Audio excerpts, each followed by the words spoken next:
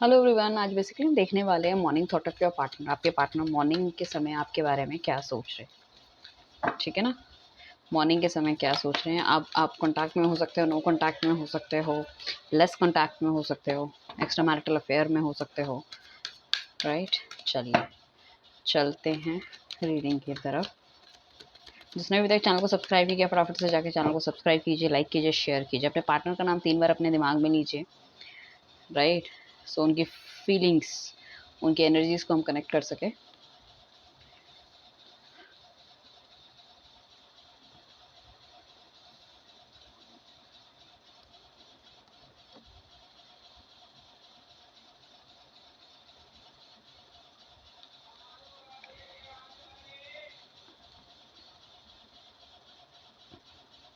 Okay okay, चलिए चलते हैं रीडिंग की तरफ। Basically the thing is that आपके पार्टनर रात को ठीक से नहीं सो पाते because he is thinking about you, और इतनी ज़्यादा ओवर थिंकिंग हो रही है कि somehow he is feeling too much headache and too much negative thoughts. मैं कहूँगी छोटी सी बात का, जैसे होता है ना, इतनी छोटी सी बात से स्टार्ट करते हैं और कहीं कहीं कहीं घूम घूम के कहीं और चले जाते हैं। दैट इज़ द थिंग, ठीक है।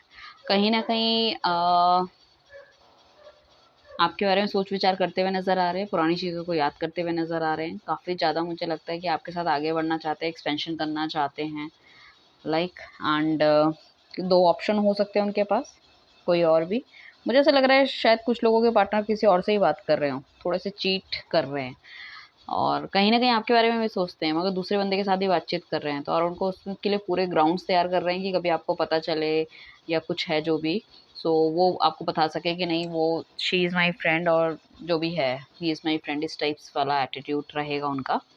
सो कहीं न कहीं ही इज़ मैनिपुलेटिंग। अगर अभी भी आप कॉन्टैक्ट में हो और आपको ऐसा लगता है कि उनकी तरफ से प्रॉपर जेस्चर्स आपको नहीं मिल पाते या प्रॉपर रिस्पॉन्स नहीं मिल पाता पहले की तरह, सो कहीं न कहीं मुझे ऐसा लग रहा है कि हाँ, he is definitely talking to someone, और मैसेजिंग विद समबडी। कुछ ना कुछ तो है attraction towards other party, right. And हो सकता है वर्क फ्रंट में भी हो सकती है। ये लड़का लड़की जो भी इनकी फ्रेंड बने वर्क फ्रंट में या किसी ट्रैवलिंग के दौरान उनको मिले हों, कुछ इस तरह की चीज़ें हो सकती हैं। एंड पुरानी फ़ोटोज़ वगैरह देखते हुए नज़र आ रहे हैं, आपको सोशल मीडिया में स्टॉक करते हुए नज़र आ रहे हैं, या आपने अपने फ्रेंड्स के साथ फ़ोटो डाल रखी है कहीं घूमने फिरने इधर-उधर की, कहीं मंदिर वगैरह गए हो या किसी धर्म स्थल पे आप घूमने गए हो या कहीं और।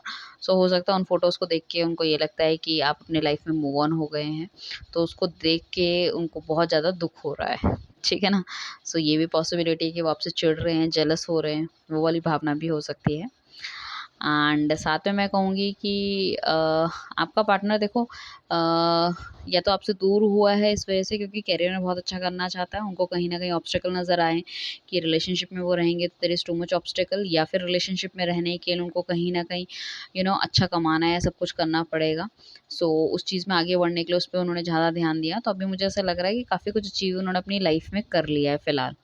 सो कर लिया है, काफ़ी शांत हो गए हैं, ठीक है ना? स्पेशली दिन भर तो ही इज़ ओके, और जैसे ही रात का टाइम आता है ही फील समथिंग, बहुत ज़्यादा सैड हो जाते हैं, और वही उसी एनर्जी में फिर ये सुबह उठते हैं, फिर काम पे व्यस्त हो जाते हैं, फिर वही सब चीज़ें हैं। काफ़ी ज़्यादा नेम फेम मिल रहा है इनको अपने काम-काज में, people are around him and him और हर, जो भी बोल सकते हैं आप। और कहीं न कहीं बहुत ज़्यादा स्टेबिलिटी अपनी लाइफ़ में ये पा रहे हैं, एक्सपेंशन ये कर रहे हैं, बट आपकी कमी महसूस करते हैं। वो चाहते हैं, देखो अगर आप चाह रहे हो कि इस रिलेशनशिप में आपको शादी मिले, कमिटमेंट मिले, बच्चे मिले, और दैट एक अच्छी मैरिड लाइफ़ मिले, तो डेफ़िनेटली ये सब चीज़ें हैं इस रिलेशनशिप के अंदर। इवन कोई हस्बैंड वाइफ अगर कोई देख रहे हैं इस रीडिंग को, तो बच्चे की ब्लेसिंग्स आपको मिल सकती हैं। ट्रैवलिंग के लिए आप जा सकते हो, आप जितना ज़्यादा ट्रैवलिंग के लिए जाएँगे that is very good for you.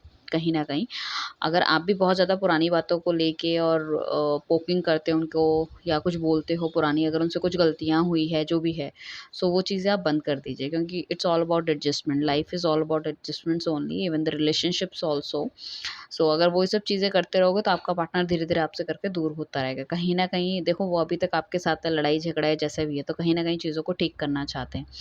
But आप पोक करते रहोगे पुरानी चीज़ों को, अगर उनसे गलतियाँ हुई है या आपसे गलतियाँ हुई है, वो करते हैं, ये करते हैं, जो भी है लड़का लड़की जो भी देख रहा है, जिसके पार्टनर से गलतियाँ हुई तो उस चीज़ को छोड़ के आपको आगे बढ़ना चाहिए, ठीक है ना? एक आगे की तरफ कदम बढ़ाएँ। हो सकता है आपका पार्टनर थोड़ा-सा एरोगेंट हो, ईगोइस्टिक हो या एक्स्ट्रा मैरिटल अफेयर में है, तो it could be a possibility कि वो अपनी फैमिली, अपने बच्चों को छोड़ के नहीं आपके पास आना चाहते क्योंकि उनके पास खुद की बहुत सारी रिस्पॉन्सिबिलिटी है। He is a very good father और यू नो दैट हस्बैंड, बेटा, सब कुछ। सो अ, वो थोड़ा-सा खुल के अपनी दिल की बात भी आपको नहीं बता पाते हैं वो थोड़ा-सा ना हार्ड वाला माइंडसेट है उनका, मैन ईगो एंड इस टाइप का। सो वो थोड़ा-सा ऐसा नहीं है कि आपको गाइडेंस अच्छी नहीं करेंगे या आपको प्यार नहीं करेंगे। थिंग इज़ दैट कि अगर इस तरह की सिचुएशन आपकी अभी आपके पार्टनर के साथ चल रही है, एक्स्ट्रा मैरिटल अफेयर वालों के लिए मैं कह रही हूँ, सो उस केस में आपको थोड़ा-सा उनको रिलैक्स ऑन करना चाहिए। Let him do his work, जो भी उनकी प्रायोरिटी है या जो भी वो अपनी प्रायोरिटी समझते हैं। प्रायोरिटी तो आप भी हैं, जो भी वो समझते हैं कि वो उनकी प्रायोरिटी है, उनको उस चीज़ में काम करने दीजिए, ठीक है ना? मेष राशि हो सकते हैं, टॉरस हो सकते हैं कहीं न कहीं। आपके आप या आपके पार्टनर, एंड उनको काम करने दीजिए। Definitely he will come back to you. जैसे सिचुएशंस बिल्कुल ठीक हो जाएगी तो डेफ़िनिटली वो आएँगे क्योंकि उनके सर पे बहुत ज़्यादा रिस्पॉन्सिबिलिटी है और उस भार को वो छोड़ नहीं सकते। कहीं न कहीं उसको भी निभाना उनकी ज़िम्मेदारियों से भागना इस आदमी के उसमें नहीं है, किताबों में नहीं है।